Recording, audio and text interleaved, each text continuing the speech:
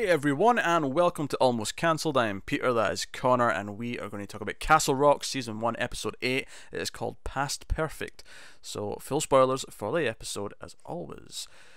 So, first things first, Jackie Torrance kills someone with an axe in this episode. Yeah, You don't look thrilled by this news. because it's cool, but it feels a bit too, hey, look at this.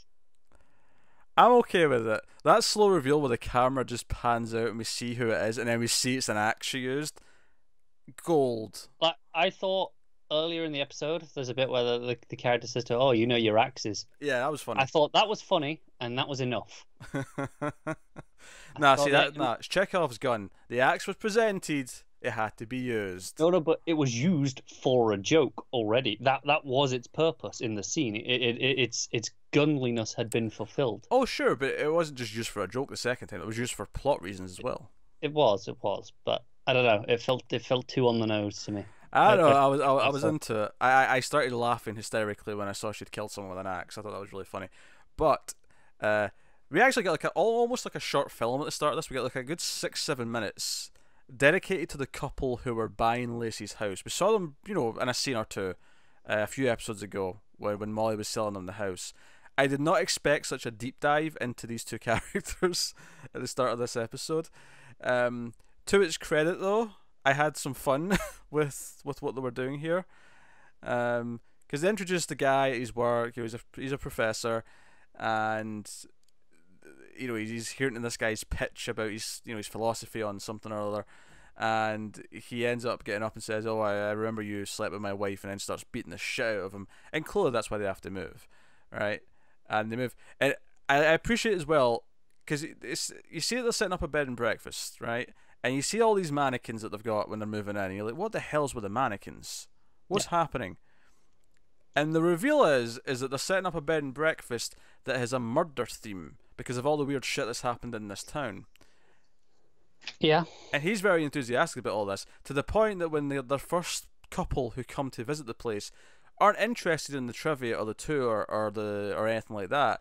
They're just both cheating on their spouses because they asked them, how long they've been married, and they both get different amount of years. And of course, he's still upset that someone slept with his wife, and she's trying to like patch the marriage together.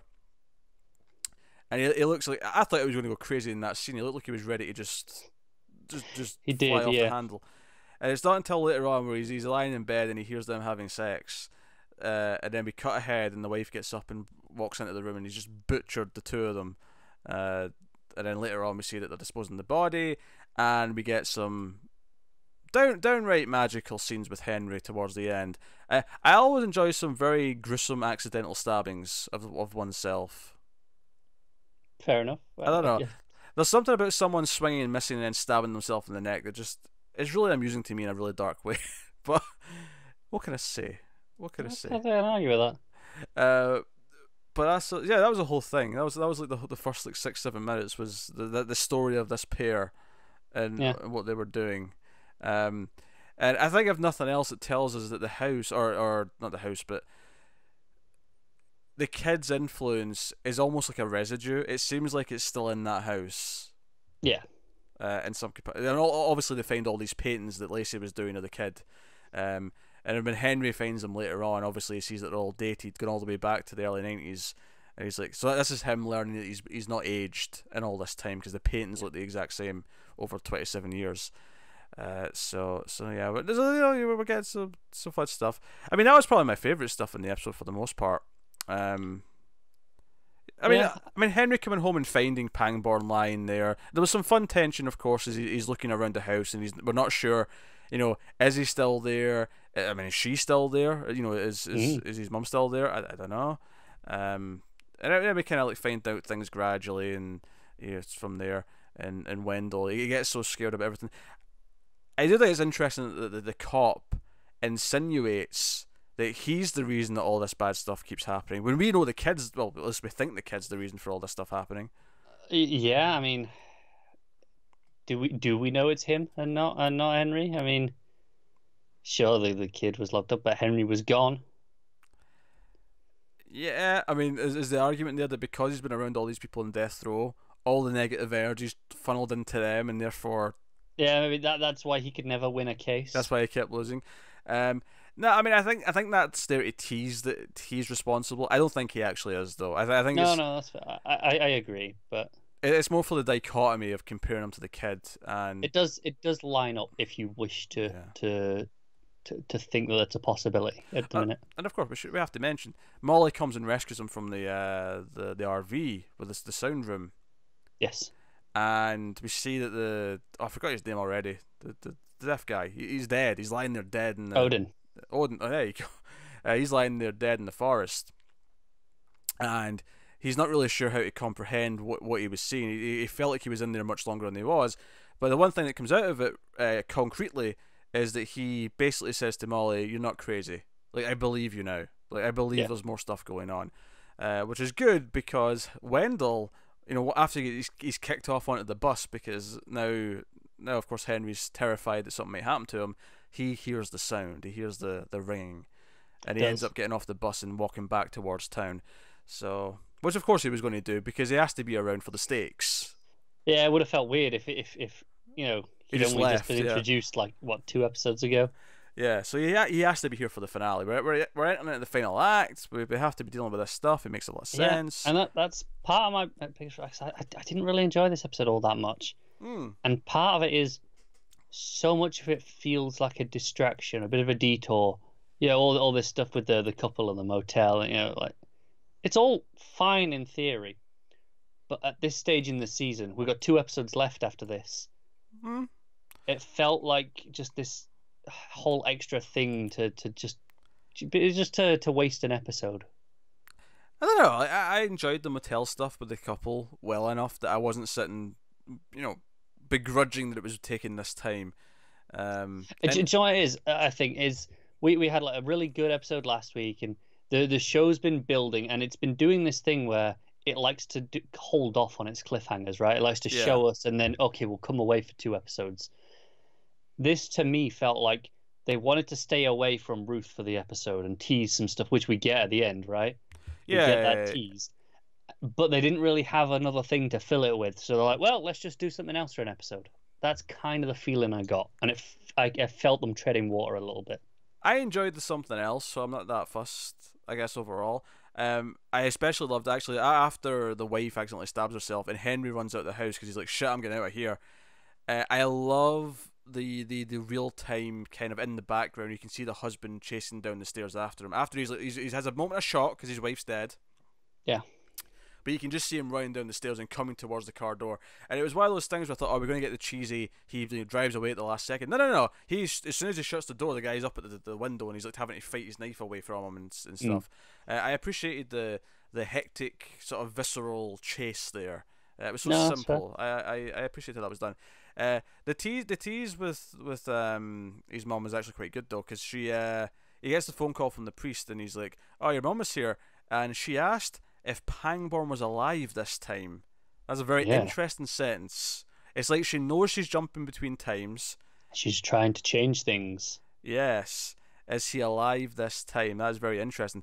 What I find even more interesting is that I'm wondering if the kid also sees time like she does. And the reason why I say that, well, there's 2 possibilities here. So Molly gets all these flashes, right?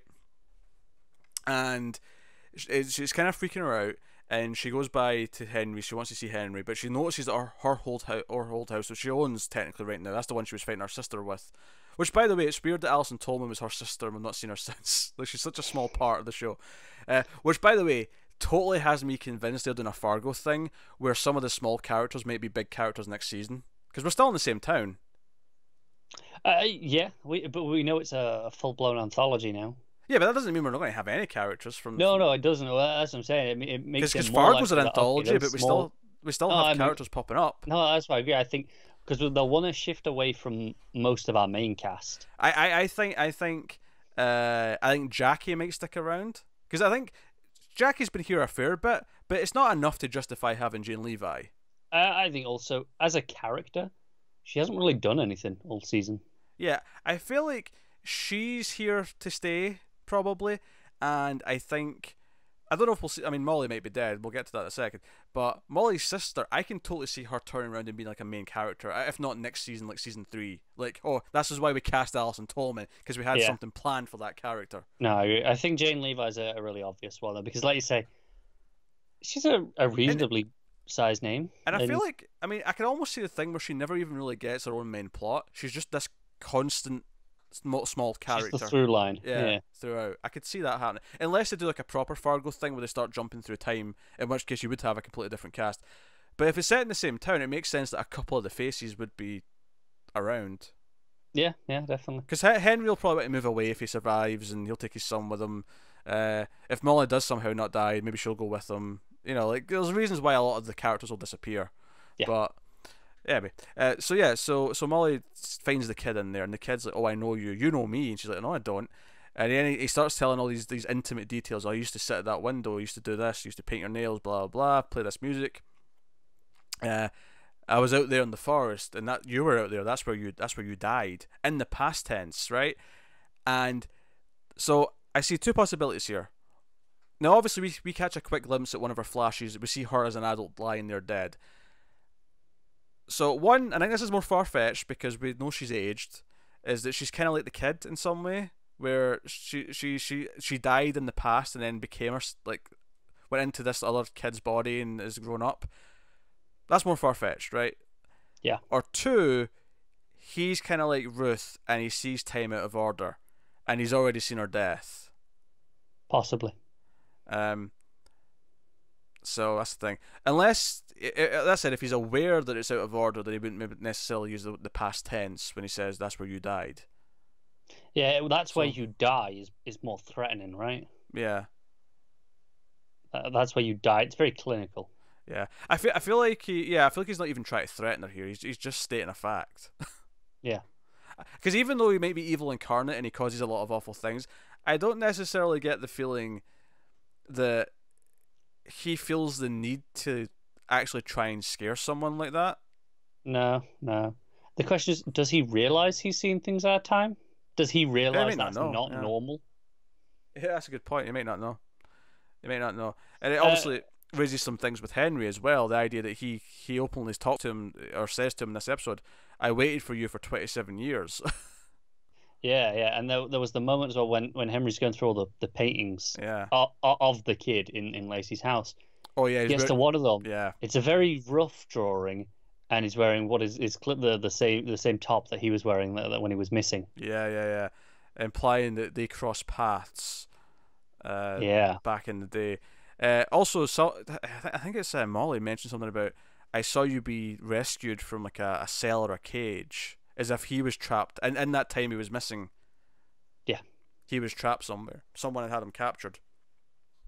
And did they let them go? Did they let Henry go? I don't know.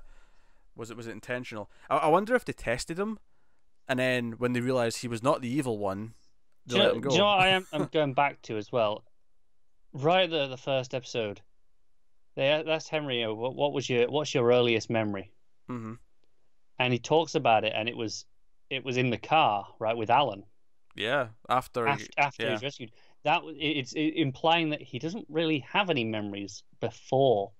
Well, that goes back to some of my crazy theories from last week or the week before, where I was saying that either he was not the Henry who was here before. He like almost like either his mind was wiped. He is a Henry from an alternate universe or time, because we've been talking about the time schisma and all that. And that's why I can't remember any of that stuff. So that was one of my more crazy theories, is that he's just I'm trying to think how he ties in with the kid. Is it like because the kid knows things about Molly here, right? Mm-hmm. And obviously last week we spoke a lot about how he knows a lot of things that Henry's father would know, but a lot of them are also things Henry would know. So you're thinking they swapped? I don't know if necessarily straight up swapped, but more splintered. Like there was kind of two. They were the same person almost. So where did the adult body of the kid come from that he's been in for 27 years? I don't know. That could be some sort of ritual that Lacey had going on. Maybe. I wonder if it is like almost a straight swap in some kind. Like what if we're seeing these flashbacks of how awful Henry's father was from his perspective, even though it's not him remembering them, but just from the perspective of he's the evil one. But what if he knew his son was like Satan incarnate, so he did something to flip. Yeah, maybe to flip them, here's something, right? So go on my idea that it's Henry from a different world, and maybe the one that we have now isn't the same Henry, but it is the same Henry from before. What if, in forcing him to try and listen to the schisma, and because he's got a better connection than even he does, the voice of God, blah blah. What if in forcing that he invited like another version over, like an evil version that is the kid essentially, and then somehow that ended up in the kid as a body, in whatever way. I don't know. I'm not sure exactly, but like we obviously mentioned last week how he knows all the things that Matthew would have known, but he knows a lot of things about Molly in this episode, right? And yet maybe it is okay. He just sees time differently, right? He can see this bedroom, 30 years ago, or does he just know these things? Yeah, because that would explain it. If he was just in that room before and if he sees time out of order, then he just saw some of this there, now. But a lot of it was personal details that Henry might have known. Yeah. I mean, that said, we've already played with the idea that it is Matthew, and Ruth recognised him as Matthew, and he spoke to her as Matthew. So, as much as I enjoy getting that little flight of fancy, I'm still more inclined to think it's Matthew than it is. I am too. But some of it doesn't really line up as what I would have expected Matthew to know about Molly, right? Like like the stuff like the bed was over here, sure, but you listened to this music, you painted your nails this color, they're the sort of things I don't think he'd have noticed. Yeah, I feel. What if it's not so much that he's like the reincarnated of Matthew or whatever? What if it is just purely he picks up on signals through the schisma, and he takes on the traits of certain personalities at different times depending on where he is, depending on what his surroundings are. And so he was more Matthew at the house, but here he's more Henry, because Henry had more of a presence at this house. Could be. Or something like that. I don't know. Yeah. But it's definitely something going on. Definitely something. We got 2 episodes left of this season, and I'm sure this will all be wrapped up. And then we can keep Jane Levi for another season, even if everyone else leaves. I feel like the Warden might stick around as well. The Warden at Shawshank. Yeah, I haven't had any of her in a while. Nah, it's been a while. And I'm thinking maybe she's done for the season, but we'll get her back next year when she's it's relevant again to go back to the prison. Yeah, it makes sense that Shawshank itself as a location institution would stick around because it's an iconic thing. It makes complete sense.